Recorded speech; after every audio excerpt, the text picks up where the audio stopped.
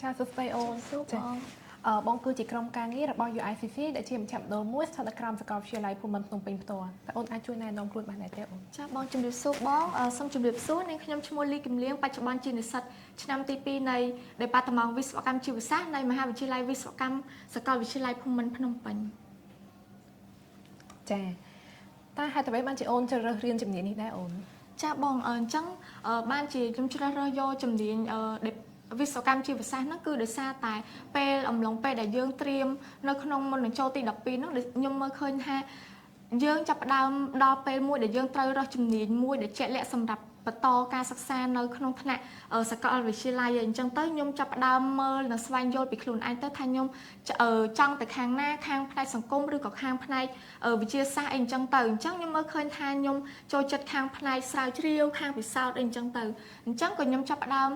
ស្រាវជ្រាវហើយគប់ផ្សំជាមួយនឹងការមើលទៅលើអាហារូបករណ៍ផ្សេងៗដែល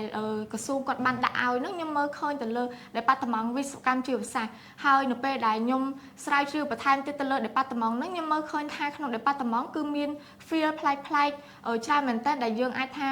យើងអត់ដែលដឹងអញ្ចឹងទៅខ្ញុំមើលឃើញថាគេមានទាំងខាងបច្ចេកវិទ្យា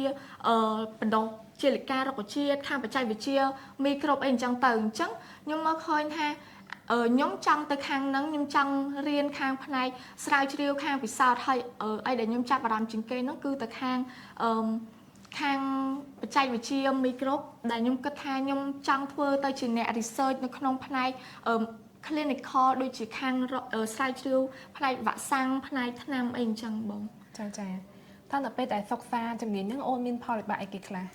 ចាបងអញ្ចឹងតកតងជាមួយនឹងការសិក្សានៅក្នុង Department វិស្វកម្មជីវសាស្ត្រហ្នឹងសម្រាប់ខ្ញុំផ្ទាល់ខ្ញុំមើលឃើញថា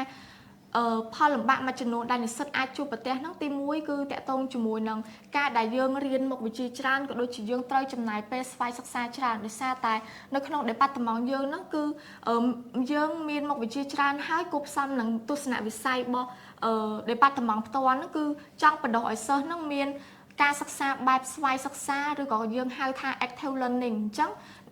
លោកគ្រូអ្នកគ្រូហ្នឹងគឺគាត់ដើរតួជាអ្នកដែលជួយបណ្ដុះបណ្ដាលពីក្រោយក៏ដូចជាអ្នកដែលដឹកនាំបន្ថែមឯប៉ុន្តែនិស្សិតផ្ទាល់គឺជាអ្នកដែលត្រូវតែសិក្សាស្វែងយល់ខ្លួនឯងនិងស្រាវជ្រាវឲ្យបានច្រើនអញ្ចឹងទៅហើយកន្លែងនេះដែរទោះបីជាយើងចំណាយពេលច្រើនក៏ពិតមែនប៉ុន្តែយើងអាចថាបណ្ដុះនៅ skill របស់យើងដែរហើយ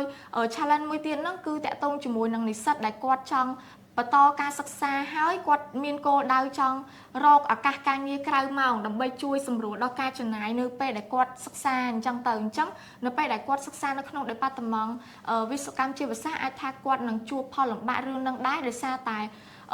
នៅក្នុង Department គឺមានរៀនព្រឹកមានល្ងាចអញ្ចឹងទៅមានថ្ងៃខ្លះរៀនទាំងព្រឹកល្ងាចថ្ងៃខ្លះក៏រៀនតែមួយពេលអញ្ចឹង